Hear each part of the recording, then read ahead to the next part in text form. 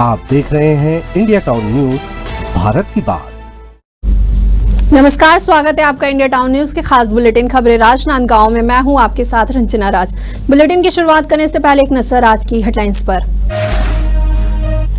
राजनांदगांव में रेत माफियाओं ने ग्रामीणों पर चलाई गोली, मारपीट में 3 लोग हुए घायल, पार्षद समेत 2 आरोपी हुए गिरफ्तार। संस्कार धानी के उमेश ने लगाई बड़ी छलांग, साउथ अफ्रीका में आयोजित मैराथन में 90 किलोमीटर रेस का किया प्रतिनिधित्व, अंतर्राष्ट्रीय अल्ट्रा मैराथन में दिखाया अपना दम। छुई खदान में शिक्षा न्याय आंदोलन का हुआ आयोजन, कांग्रेस ने बीईओ कार्यालय का किया घेराव, नीति शिक्षा को वापस लेने की रखी मांग।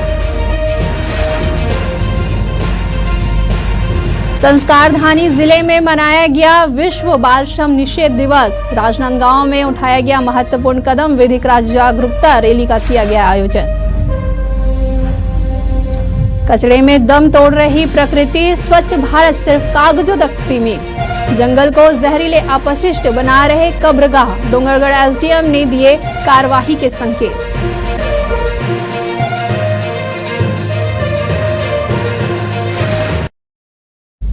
हेडलाइन के बाद अब खबरें विस्तार से। राजनांदगांव जिले के मोहड़ ग्राम स्थित नदी क्षेत्र में अवैध रेत खनन को लेकर हुए विवाद ने हिंसक रूप ले लिया था।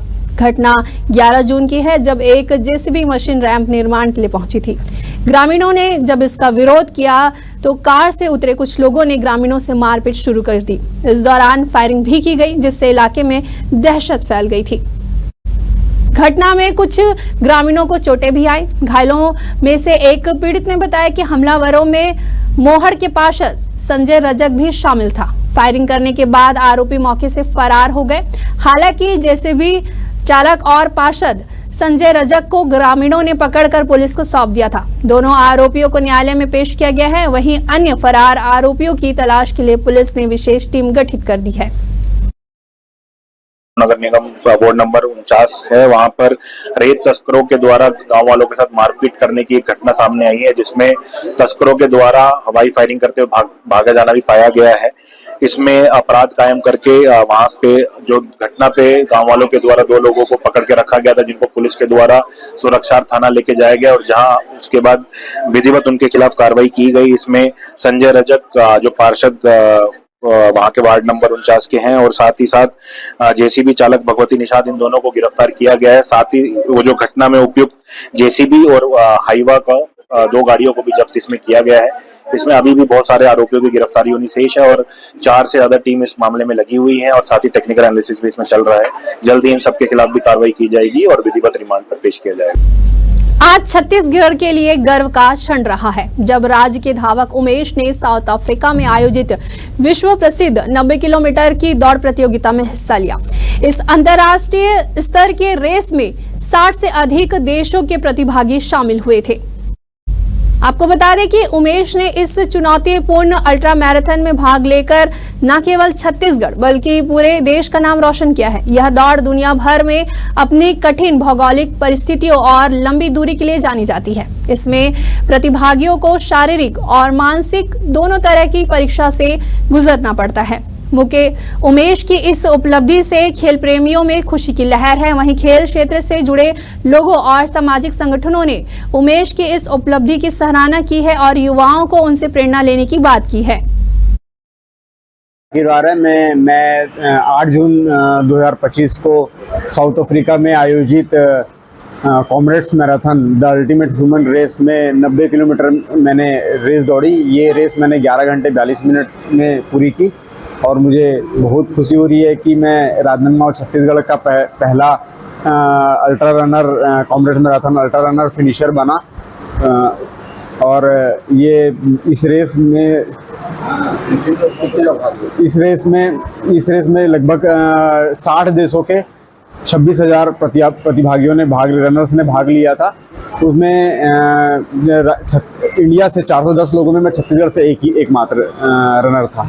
राजनांदगांव रनर के लिए ही नहीं अपितु पूरे राजनांदगांव शहर और छत्तीसगढ़ के लिए गर्व की बात है कि उमेश ने इस वर्ल्ड फेमस और इतनी कठिनतम अल्ट्रा मैराथन में भाग लिया और सफलतापूर्वक इसे पूरा किया।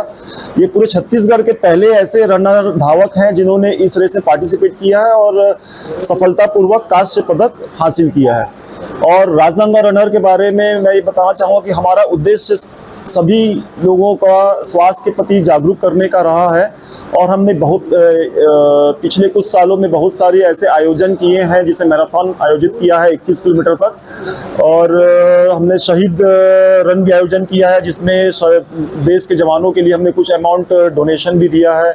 और आगे भी हमारा जो उद्देश्य है वो लोगों को और ज़्यादा से ज़्यादा लोग स्वास्थ्य के प्रति जागरूक हों और मैराथन में पार्टिसिपेट करें, ये हमारा उद्देश्य है। चलिए बढ़ते अगली खबर की ओर, जहां केंद्र में भारतीय जनता पार्टी की सरकार के 11 साल पूरे होने पर खैरागढ़ जिला भाजपा कार्यालय में एक प्रेस वार्ता का आयोजन किया गया। इस अवसर पर छत्तीसगढ़ सरकार के खाद्य मंत्री और नवागढ़ विधायक दयालदास बघेल मुख्य अतिथि के रूप में उपस्थित रहे। प्रेस वार्ता के दौरान मंत्री ने 3 माह का राशन एक साथ लेने की योजना के क्रियान्वयन में आ रही तकनीकी समस्याओं पर भी सकारात्मक प्रतिक्रिया दी है। वहीं जिला पंचायत उपाध्यक्ष ने बताया कि भारत की विदेश नीति में अब सांस्कृतिक पहचान झलकती है। रक्षा निर्यात में 30 गुना वृद्धि हुई है और भ्रष्टाचार पर सख्त प्रहार किए जा रहे हैं। आज खैरागढ़ में प्रेस वार्ता सम्माननीय देश के यशस्वी प्रधानमंत्री नरेंद्र मोदी जी के 11 वर्ष के कार्यकाल का प्रेस वार्ता यहाँ पे था, जिसमें विस्तार पूर्वक 11 साल में मोदी जी के द्वारा देश के लिए क्या किया गया, आज देश को इस ऊंचाई में पहुंचाया गया और देश के लिए जितना भी विकास, चाहे हवाई का हो, चाहे रेल लाइन का हो, चाहे आपके जल का हो, इसको भी विस्तार से रखा गया है। वक्त तो चला एक छोटी सी ब्रेक का, खबरें और भी है, बने रहिए इंडिया टाउन न्यूज के साथ। अब खबर आपकी उंगलियों पर, हर खबर पर हमारा नजरिया। इंडिया टाउन न्यूज, भारत की बात। ब्रेक के बाद आप सभी का स्वागत है। चलिए बढ़ते हैं अगली खबर की ओर। राजनांदगांव जिले के बोर तालाब और बाग नदी थाना क्षेत्र में 2 अज्ञात शव मिलने से सनसनी फैल गई थी। दोनों मामलों में पुलिस ने मर्ग कायम कर जांच शुरू की है, जो अब एक बड़ी सफलता की ओर पहुंची है। पुलिस ने इन डबल मर्डर केस का खुलासा करते हुए 3 आरोपियों को हिरासत में लिया है। पहला मामला बोर तालाब थाना क्षेत्र के ग्राम बागरे कसा के जंगल रास्ते से जुड़ा है, जहां पुलिस को एक अज्ञात शव की सूचना मिली थी। जांच में मृतक की पहचान सूरज सेन के रूप में हुई है। पोस्टमार्टम रिपोर्ट में यह स्पष्ट हुआ है कि सूरज की हत्या किसी भारी वस्तु से सिर पर वार से की गई थी। वहीं पुलिस ने जब दोनों मामलों की जांच की तो यह स्पष्ट हुआ कि मृतकों की आपसी संबंध था। फिलहाल पुलिस पूछताछ में जुटी है और जल्द ही पूरे मामले का खुलासा करने का दावा कर रही है। डबल मर्डर के केस को निपटाने में बड़ी सफलता मिली है, जिसमें बोर तालाब और बाग नदी क्षेत्र में हम लोगों को 2 बॉडीज 6 तारीख और 8 तारीख को मिली थी। ये दोनों अज्ञात शवों को पहले शिनाख्ती की गई, जिनका नाम सूरज सेन और मिंटू वर्मा के नाम से इन लोगों की शिनाख्ती हुई थी। दोनों ठेलकाडी के रहने वाले थे। इसमें टेक्निकल एनालिसिस और वहां के इनपुट के हिसाब से हम लोगों ने बड़ी कार्रवाई करते हुए तीनों आरोपियों को गिरफ्तार कर किया है। इसमें जो प्लानर था खिलावन वर्मा और उसके साथ इकबाल खान और अजहर खान, इन तीनों को गिरफ्तार करने में पुलिस को सफलता मिली है। तीनों डोंगरगढ़ थाना के क्षेत्र के रहने वाले थे। इसमें इकबाल खान और अजहर खान के खिलाफ पूर्व में भी आर्म्स एक्ट और मारपीट के मामले दर्ज हैं। इसमें जो घटना का मोटिव है पुरानी रंजिश से, जिसमें 10 साल पहले मिंटू वर्मा के द्वारा खिलावन वर्मा के भतीजे का मर्डर किया गया था, जिसमें वो जेल गया था और अभी 2 साल पहले ही छूटा था। उसी रंजिश के चलते इन्होंने ये मर्डर प्लान किया। इसमें खिलावन वर्मा के द्वारा इकबाल खान और अजहर खान को 1 लाख रुपया देने की बात भी की गई थी, जिसमें 20,000 रुपये एडवांस भी दिया गया था। मर्डर जो है वो डंडे से, पत्थर से और कड़े इत्यादि से मारपीट करके किया गया है, जिसमें इनके द्वारा जो घटना में उपयुक्त रोड थी उसको नाले में फेंक दिया गया था। साथ ही साथ जो कपड़े मृतकों द्वारा पहने गए थे और जिस गाड़ी में खिलावन वर्मा की जो गाड़ी इस्तेमाल की गई थी उसके सीट कवर को भी इनके द्वारा जला दिया गया था। इसमें बड़ी सफलता इन सब चीजों की रिकवरी करने में भी पुलिस को मिली है और अभी तीनों आरोपियों को आज विधिवत रिमांड पर भेजा जा रहा है। एक और सरकार स्वच्छ भारत और वन्य जीव संरक्षण जैसी योजनाओं पर करोड़ों रुपए खर्च कर रही है, तो दूसरी ओर डोंगरगढ़ नगर पालिका की घोर लापरवाही इन प्रयासों पर पानी फेर रही है। शहर के सरस्वती शिशु मंदिर से बछेरा भाटा रोड के किनारे जंगल के करीब खुलेआम पॉलीथीन, झिल्ली, मेडिकल वेस्ट और अन्य खतरनाक कचरे का अंबार लगा दिया गया है। यह नजारा किसी एक दिन का नहीं बल्कि रोजाना का है। मणिकंचन केंद्र, जिसे कचरे के प्रबंधन के लिए बनाया गया था, केवल नाम मात्र का है। स्थानीय पर्यावरण प्रेमियों ने कई बार इस मुद्दे को अधिकारियों के संज्ञान में लाने की कोशिश की है, लेकिन कोई भी नतीजा नहीं निकला है। शहर के वार्ड नंबर 1 और 3 सहित कई इलाकों में हालात इतने बदतर हो चुके हैं कि पूरा वातावरण एक गैस चैम्बर जैसा महसूस हो रहा है। वहीं डोंगरगढ़ के एसडीएम ने इस गंभीर समस्या पर संज्ञान लेते हुए जल्द ही कार्यवाही का आश्वासन दिया है। आपके माध्यम से सूचना मिली है, नगर पालिका सीएमओ और एसडीओ फॉरेस्ट को निर्देशित किया जाएगा और इस मामले को गंभीरतापूर्वक निराकरण किया जाएगा। सर, पिछले 6 महीने से नगर पालिका सीएमओ और फॉरेस्ट के एसडीओ को इस बात की सूचना दी गई है, लेकिन अभी तक कोई कार्रवाई नहीं हुई है। तो इसमें तो कार्रवाई तत्काल करनी चाहिए, पर्यावरण से रिलेटेड मामले हैं और हम निराकरण करेंगे। चलिए बढ़ते अगली खबर की ओर, जहां मानसून दस्तक दे चुका है और किसान खेती किसानी में जुट चुके हैं। वहीं प्रशासन के द्वारा बीज की आपूर्ति किसी तरह से पूरी की जा रही है, लेकिन डीएपी खाद की किल्लत अभी भी बनी हुई है। इसी बीच दुर्ग में भारतीय जनता पार्टी के द्वारा आयोजित प्रोफेशनल मीट एंड एग्जीबिशंस कार्यक्रम में मुख्य अतिथि केंद्रीय राज्य मंत्री तोखन साहू शामिल हुए। कार्यक्रम में शामिल होने से पहले तोखन साहू ने पत्रकारों से चर्चा की।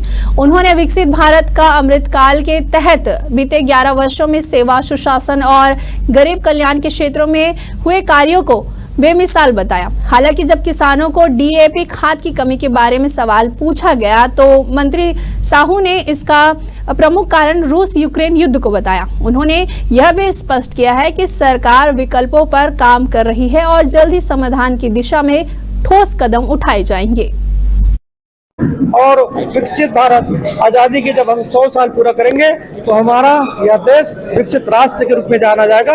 ये 140 करोड़ देशवासियों की मेहनत, आप सबके परिश्रम से हम उस लक्ष्य को प्राप्त करेंगे। एक बाहरी प्रदेशों के कारखानों का जो वहाँ पे मोनोपोली है वो सबसे ज्यादा है रिलायंस बस सेंटर पर। और कृषि को लेकर डीएपी खाद की पूर्ति रसिया, चीन और मोरक्को करते हैं, अरब कंट्री करती है। वहाँ से अभी तक आयात की स्थिति बहुत खराब है। कैसे डीएपी खाद की पूर्ति करेंगे और कारोबारियों और उद्योगपतियों के लिए किस तरह से सहूलियत होगी? देखिए, सरकार सबकी चिंता कर रही है। रूस यूक्रेन युद्ध चल रहा है, हम सबको पता है, लेकिन सरकार सबका विकल्प ढूंढ करके किसानों को किसी भी प्रकार की कोई समस्या न हो, इसके पीछे सरकार पूरी संजीदगी के साथ लगी हुई है। छत्तीसगढ़ में शिक्षा विभाग के द्वारा लागू किए जा रहे युक्तिकरण नीति के तहत स्कूलों के विलय के विरोध में छुई खदान और गंडई ब्लॉक कांग्रेस कमेटियों ने संयुक्त रूप से बीईओ कार्यालय का घेराव किया है।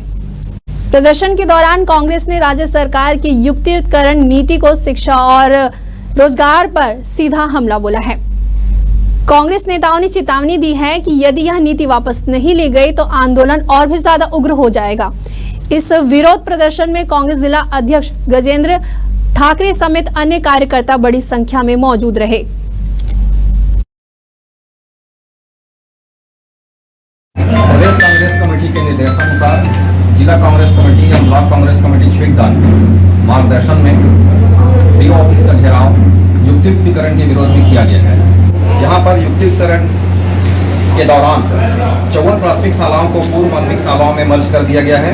प्राथमिक शाला को जो है पूर्व माध्यमिक शाला में कर दिया गया है और माध्यमिक शाला जो एकल शिक्षक थे उन्हें भी मर्ज कर दिया गया है। इससे वहाँ के जो टीचर और अन्य कर्मचारी हैं, जैसे कि वहाँ के भृत्य हैं, वहाँ के स्वीपर्स हैं और वहाँ के जो खाना बनाने वाले हैं, ये सारे के सारे लोग बेरोजगार हो गए हैं। अभी भाजपा सरकार ने शिक्षा विभाग में सेटअप ये नए सेटअप के आधार पर युक्तिकरण किया है, जिसके अंतर्गत हमारे पूरे छत्तीसगढ़ में 10,463 स्कूल बंद हो रहे हैं और लगभग 45,000 शिक्षकों का जो पद है वो समाप्त हो रहा है। और जो स्कूल बंद हो रहे हैं उसमें जो मध्याह्न भोजन में जो काम करते थे महिला समूह, रसोईया और उसमें लगे हुए स्वीपर, वो सब बेरोजगार हो रहे हैं। यहाँ पर कांग्रेस पार्टी के द्वारा युक्ति युक्तकरण के संबंध में ज्ञापन सौंपा गया है और युक्ति युक्तकरण ब्लॉक स्तर से हुआ, ब्लॉक स्तर के बाद वो जिला स्तर में गया, जिला स्तर से राज्य स्तर पे। और यहाँ पर एक प्राथमिक शाला दूसरे प्राथमिक शाला में मर्ज वाली जो शाला थी वो एक ही शाला है ब्लॉक के अंदर, और ऐसा कहीं नहीं है। उसके बाद 54 प्राथमिक शाला, 54 माध्यमिक शाला में मर्ज हुआ, 5 प्राथमिक school, 5 middle school, 5 high school में मर्ज हुआ। यहाँ पर कुल 44 एकल शिक्षक की प्राथमिक स्कूल था और 4 शिक्षक विहीन शाला था, लेकिन सभी शालाओं में आज पर्याप्त टीचर हो चुकी है। और मिडिल स्कूल में 2 एकल शिक्षक की शाला थे, वहाँ पर भी जिला स्तर से काउंसलिंग के द्वारा टीचर मिल चुकी है। वैसे हाई स्कूल में 2 एकल शिक्षक की शाला था, एक कुम्हरवाड़ा और एक भुरगुसी, वहाँ पर भी जिला स्तर से काउंसलिंग उपरांत टीचर की नियुक्ति हो गई। बढ़ते हैं अगली खबर की ओर, जहां विश्व बाल श्रम निषेध दिवस के अवसर पर राजनांदगांव में एक महत्वपूर्ण कदम उठाया गया है। जिला श्रम विभाग ने विधिक जागरूकता रैली का आयोजन किया है। इसमें श्रम निरीक्षक मुकेश देवांगन ने बाल श्रम निषेध अधिनियम 1986 और बच्चों के अधिकारों के बारे में जानकारी दी। उन्होंने कहा कि बच्चों के अधिकारों की सुरक्षा और बाल श्रम निषेध के लिए हमें मिलकर काम करना होगा। हमें बच्चों को शिक्षा और संरक्षण प्रदान करने के लिए सरकार की योजनाओं का लाभ उठाना चाहिए। आज 12 जून, इस दिन का महत्व ये है कि आज के दिन को विश्व में विश्व बाल श्रम निषेध दिवस के रूप में मनाया जाता है। तात्पर्य ये है कि हमको 14 वर्ष से कम आयु के किसी भी बच्चे को काम में नहीं लेना है। इसके साथ साथ हमको किशोर श्रमिक, जिनको हम 14 से 18 वर्ष के किशोर श्रमिक कहते हैं, उनको भी हमको खतरनाक क्षेत्रों में काम में नहीं लेना है। और आज के दिन का मनाने का महत्व लोगों में जागरूकता फैलाने के लिए ही आज का दिवस को बाल श्रम के निषेध दिवस के रूप में मनाया जाता है। एक्चुअली में हम देखते हैं कि जो श्रमिक बाल श्रम की प्रवृत्ति में या किशोर श्रमिक की प्रवृत्ति में किस कारण से आता है, इसका मुख्यतः कारण बेरोजगारी, अशिक्षा, या ये कहना चाहिए कि परिस्थिति की उनके या फिर पालन पोषण करने वाले माता पिता अभिभावक, उनकी मृत्यु होने पे परिवार का जो आर्थिक स्थिति का बोझ उन कंधों पर आ जाता है, और जिस कारण से वो अनावश्यक अपनी बचपन को खो करके अपनी बोलना चाहिए मजदूरी करने के लिए विवश हो जाते हैं। तो मैं समाज से यही निवेदन करूंगा कि हमको उनकी परिस्थिति को समझकर और उनको शिक्षा से अवश्य रूप से जोड़ें। बहुत से विभाग हैं जो इस और काम कर रहे हैं। श्रम विभाग है, महिला एवं बाल विकास विभाग है, समाज कल्याण विभाग है, शिक्षा विभाग है। तो इनको आवश्यक शिक्षा से एवं यदि वह अवयस्क हैं तो उनको बोलना चाहिए कौशल विकास के और जोड़ करके उनके कौशल को उन्नयन करके उनको प्रेरित कर सकते हैं कि वो बाल श्रम में न पड़े और अपने उज्जवल भविष्य को सुदृढ़ बनाए। हमारे खास बुलेटिन खबरें राजनांदगांव में फिलहाल इतना ही। मुझे दीजिए इजाजत, नमस्कार। आप देख रहे हैं इंडिया टाउन न्यूज, भारत की बात।